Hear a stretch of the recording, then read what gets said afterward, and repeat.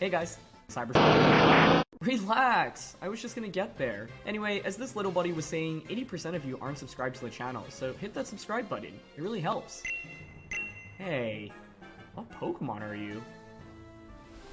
When talking about formats in the Pokemon trading card game, players will typically categorize formats by the years and sets that were legal for use in a tournament setting. But in the year 2000, there was no yearly rotation set in motion yet since there were not enough sets released at the time. The year 2000 brought with it the most unique and underexplored format to ever happen in the Pokemon TCG. This format, which would go on to only be used for one single major event, was called Prop 15-3. As more sets were released in North America, the format became more and more focused around aggressive basic Pokemon and strong trainer cards, leaving evolution Pokemon less relevant as time progressed. Rocket's Sneak Attack from the Team Rocket expansion and Rocket's Trap from the Gym Heroes expansion were arguably two of the most unfun cards ever printed in the Pokemon trading card game. If you're a modern day Pokemon TCG enthusiast, you are well aware that more powerful trainer card effects are reserved for supporter cards, which you can only play once a turn. But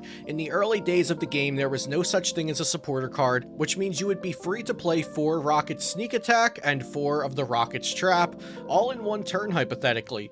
But really, you only needed to play 1 or 2 of each in a single turn to ruin your opponent's chances of even playing the game. Between trainer cards that allowed for completely one-sided matches, and aggressive basic Pokemon that discouraged players from focusing their deck on evolution Pokemon, many players at the time reported that the game was frustrating and repetitive instead of enjoyable and creative. At the time, Wizards of the Coast were responsible for translating and distributing Pokemon trading cards in North America, while Media Factory Inc. published and distributed the cards in Japan. According to accomplished player and historian of the game Jason Klaczynski, Wizards of the Coast echoed the players' beliefs about the imbalance of the game at this time. With no sign of a ban list or format reconstruction from the Japanese publishers Media Factory Inc. or the game design team at Creatures Inc., Wizards of the Coast took it upon themselves to create a new set of restrictions for their competitive format. In October 2000, Wizards announced that the Super Trainer Showdown in Secaucus, New Jersey would use a new format that they created, called Prop 15-3. In my opinion, Prop 15-3 was quite a simple format, and it was reasonable for Wizards to implement it on such short notice,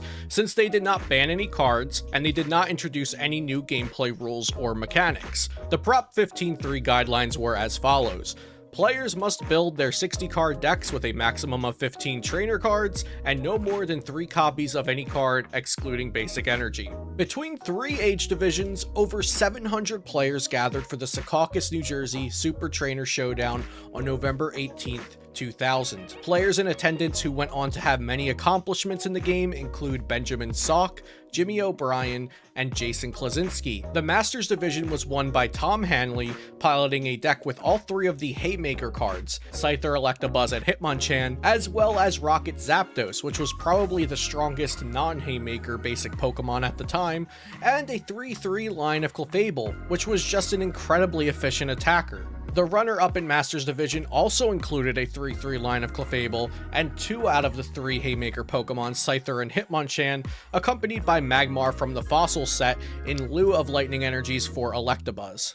The goals of this format shift were to allow more diverse decks and strategies to be competitively viable, and also to make the gameplay enjoyable again. Looking at the results of the 2000 Super Trainer Showdown, there certainly were some rogue decks and underloved cards at the top, such as Venusaur, Brock Sandslash, and Arcanine, but a competitive meta did seem to form for better or worse, with Wigglytuff, Clefable, Rocket Zapdos, and the Haymaker trio all dominating the event. Jason Klaczynski, who placed 5th in the Masters division of this event and went on to later win 3 world championships, stated, "Despite high hopes from the community, Prop 15-3 ultimately turned out to be a disappointment." The 2 major issues with Prop 15 were the lack of influence on the power level of the already top-tier Pokemon, and the dependency on trainers that was created by lowering the amount of trainers in every player's deck. With only 15 trainers maximum in each deck, some games were simply decided by who drew a Professor Oak or a computer search, which was different from the old problem problem, but was still a problem. Jason wrote in his blog that he believes Prop 15.3 wasn't as bad as it seemed at this one event,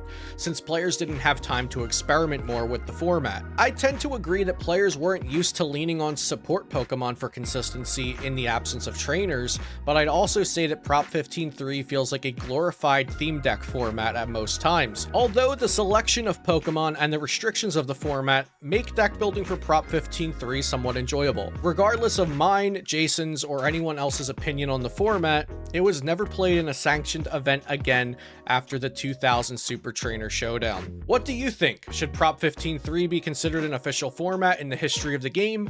Was it truly a failure? What would this type of format look like in today's era of the game?